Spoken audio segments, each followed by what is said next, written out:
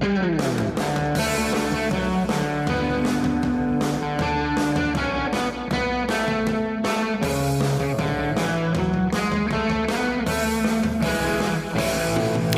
and welcome to the How to Live in Denmark podcast. I'm Kay Zander Mellish. Denmark has had 2 female prime ministers, and about 40% of the people elected to the Folketing, the Danish parliament, are women. But when it comes to private industry, Danish women have one of the lowest participation rates in management in Europe. According to the OECD, only 26.5% of managers in Denmark are female, compared to 39.8% in the US. It's not unusual to see a senior management team made up entirely of Danish males, with perhaps a Swedish or German male thrown in for diversity. That said, the majority of adult Danish women hold paying jobs. The Danish tax system makes it very difficult for a couple to survive on one income, even a hefty one.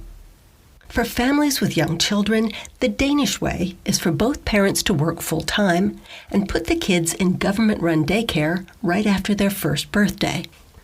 Even the children of the royal family did their time in government-run daycare before moving into public schools. That includes young Christian, the future King Christian XI of Denmark. So both parents are expected to hold down jobs, and both parents are expected to help around the house. Danish men do more housework than any other men in the OECD nations, and they're also deeply involved in childcare, although women still do more. There's a certain expectation that even highly educated women with demanding jobs will bake buns from scratch, they're called boller, and attend numerous parent meetings at the school or kindergarten, and plan cozy birthday parties for the children. It's common for women with full-time jobs and young kids to be diagnosed with stress and take sick leave from work. Denmark's generous parental leave is supposed to be shared between parents, but in practice it's taken mostly by mothers. Although for creative class men in Copenhagen and Aarhus, taking a few months of paternity leave has become a kind of a status symbol. I can say from personal experience that it's wonderful to have a paid year off to tend to and bond with a new baby.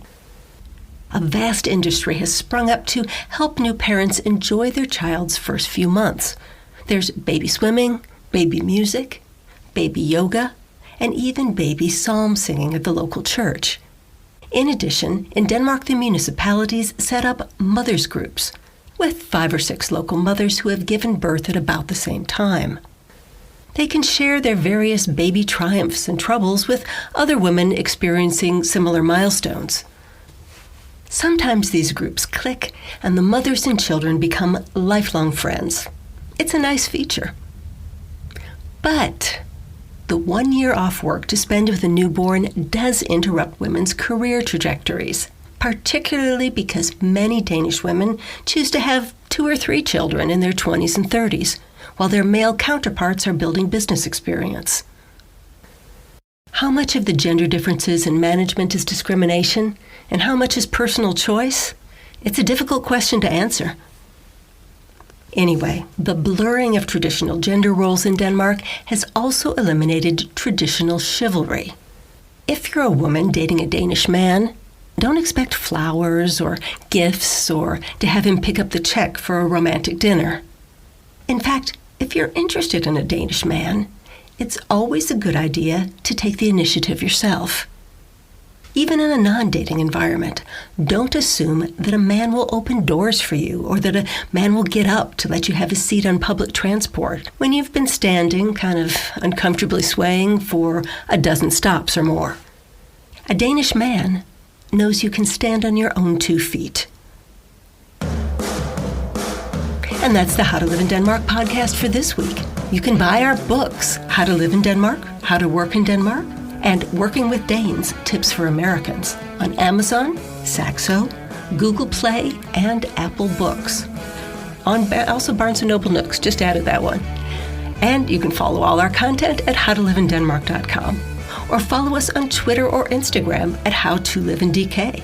The 2 is a number. See you next time.